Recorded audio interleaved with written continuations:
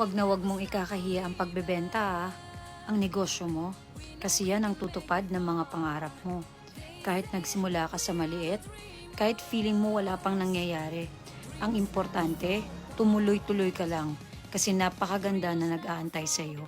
Yung pangarap mong sasakyan, travel, mga properties, posible lahat yan dahil nilagay ka ni Lord sa isang opportunity na ipoprosper niya.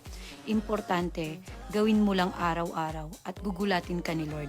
Isang araw, hawak mo na ang iyong pinagpagurang. Keep going. See you at the top. Lagi mong tandaan, si Lord, binibless niya yung mga hard worker. And lagi mong tandaan, laging may purpose kung bakit kanya ibibless.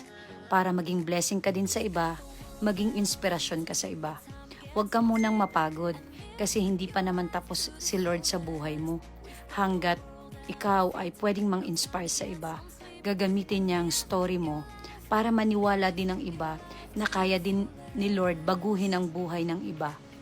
Kaya lumaban ka lang araw-araw at matatapos lahat ng mga problema mo, ng pinagdadaanan mo at one day iiyak ka na nagpapasalamat. God bless!